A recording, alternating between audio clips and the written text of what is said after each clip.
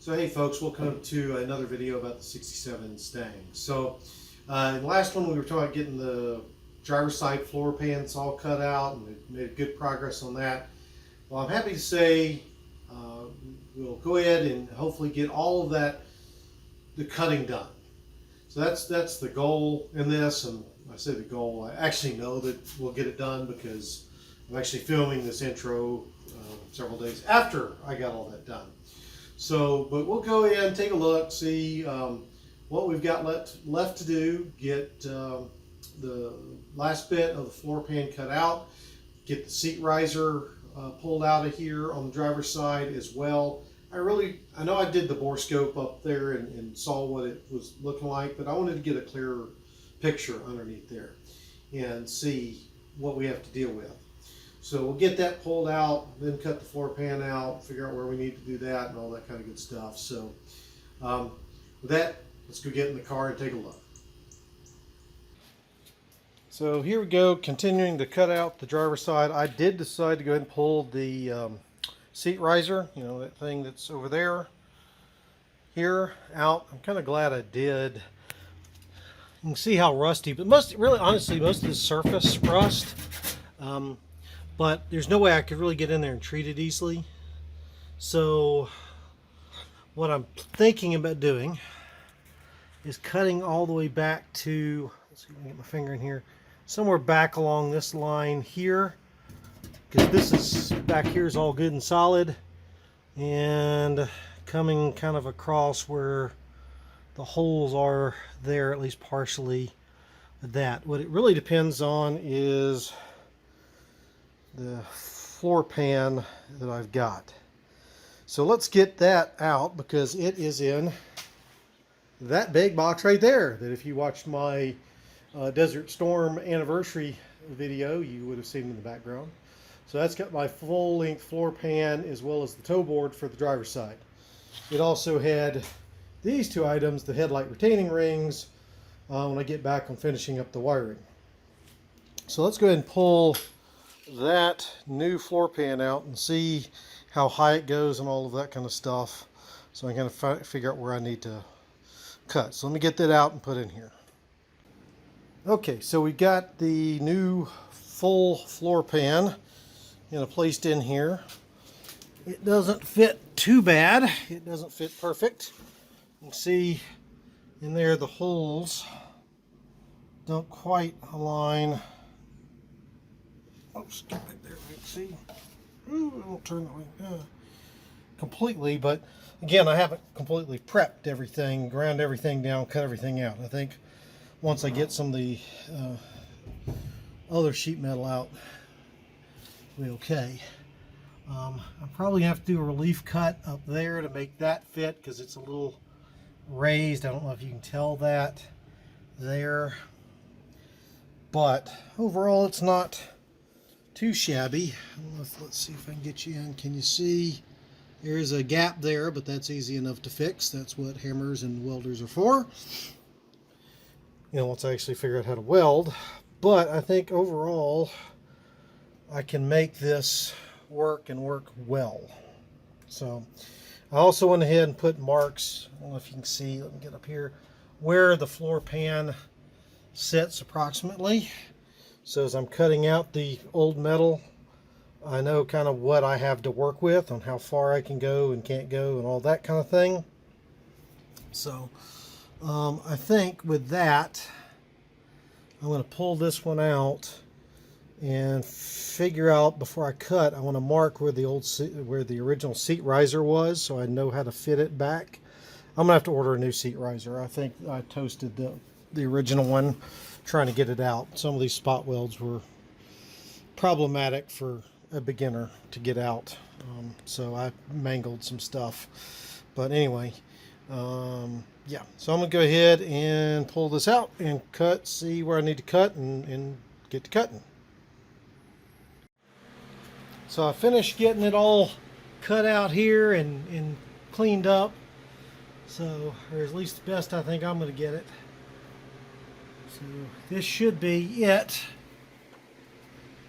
I'll try to do this with one hand and one camera. And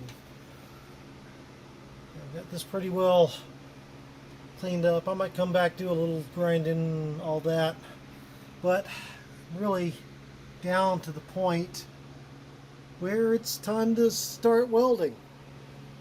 Oh, and I cleaned that up down there too. So let's go take a look down there at the right there at the torque box and what I found out with it. So let's go down there now.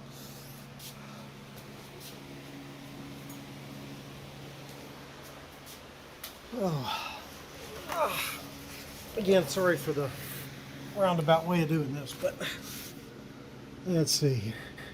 So if you can see that, got the torque box down to good bare metal, got most of the rust out. I have some, there's a little spot right there I can get down a little more in, but basically I'm down to good metal on this, and that's just the extent of that, thank God. So I think I will be able to patch it. Just going to figure out how to cut it out good enough to get it to a decent shape to patch it. So we got that done. Yay, got that done. Very excited. Okay. So, get back up. Oh, there's the fan running again. Again, I'm going to apologize. I'll turn that off. So I think we're down to welding now. It's time to, I guess, start learning how to do that. The good thing is I have some spare metal now, thanks to where I cut out the area under the seat riser. So I should be able to, you know, actually have some metal to practice with on there. And then, of course, I've got the seat riser itself, which is sitting over on the, which you probably saw it, on the floor pan, the new one, just so I could see where it would fit. But I think that's going to be it for now. This hopefully is a short video. I don't know until I edit it what it's going to be. But continue to make progress. Like I said, now it's to the scary part, the welding part. So I guess we'll do that. Oh, before we get to the end, I want to show you something. So hold on a second. Let me flip around to the other side. Okay, so I'm bad about not wearing safety gear, which is not the right way to do it. So please don't follow my example. I want to show you as I was cutting that these wheels, and I admit these are cheap wheels, cutting wheels I got at Harbor Freight for my grinder, or angle cutter, whatever you want to call it. And I've had several of these start to fall apart and sling stuff at me. And luckily, didn't hurt me, didn't hit me. But just goes to show you what can happen. So I strongly encourage you, when you're doing this kind of work, do not follow my example. Make sure you're wearing some sort of face shield with these, because as you can see, several of these have started to fall apart, and they were flinging things in my general direction, and I don't like to lose eyes. You know, it's always funny until someone loses an eye. So again, make sure you're wearing safety equipment, hearing protection, another thing I'm bad about, face shields, and I do try to wear gloves, especially when working with sheet metal, because that stuff is sharp. And I've walked away, the reason I wear gloves, I learned the hard way by not wearing gloves and how sharp that stuff can be. So with that, okay, so we've got all of the, I think most all the cutting done. Still have to clean up around the torque box up underneath the car there. But I think inside the car, we pretty much got all the cutting done. There's nothing left to cut out. Got most of the grinding done. Probably still a little bit of cleanup to do there. And all in all, you know, things weren't too bad. So got the seat riser here. We pulled out it, and you can see that really it's actually still pretty solid. If I hadn't kind of mangled things up and made some unnecessary cuts there and whatnot, I might actually be able to reuse this, but I think I'm going to go ahead and get a new one just for the sake of sturdiness.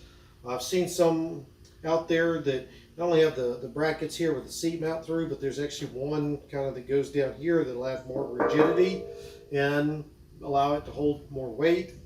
And being an old fat guy, I kind of like that idea. The good thing is that this actually also gives me more metal to practice welding with. So I can use this to practice doing spot welds and tack welds. There we go, and beads and all that kind of good stuff. So do that. The other thing I liked, I went ahead and took this the floor pan that I cut out, and this was the part inside the car. This is the transmission tunnel. This is over where the door is. That's the underside, and I put this in my blast cabinet over there to clean up, see what I had to look, or what it looked like. And you can see it actually was really solid. The only part that was really bad was up here at the lip where the seat riser connected. Other than that, it's still a pretty solid sheet of metal. You can actually see the primer. So this red here is actually primer that was used under the car. So that was the original primer there. So did a little bit of cleanup here. Again, gives me some sheet metal to practice with when I start welding. So this will give me something to do that with. So anyway, so pretty happy. Again, got everything cut out from the inside of the car. I think we're pretty much done with cutting on the inside. Got the floor pan roughly fit to fit in there. Make sure things were lined up. Does pretty good. So I'm gonna have to get that cut down before I weld it. But I think before I worry about cutting all that down, it'll be time to practice some welding. So yeah, to that point, a little nervous about it. I'm not gonna lie, but you know, I figure I can do it. So with that, guys, again, hope you liked the video. Make sure to give it a thumbs up if you did, thumbs down if you didn't. If you've got any comments, suggestions, or anything of that nature, please leave those below the video. And make sure to tell your friends about it. I think by the time I get this video uploaded, we'll be around 69 to 70 subscribers. So tell your friends, get more subscribers. And with that, guys, I'll see y'all in the next video. Thanks. Just time for the light to come on.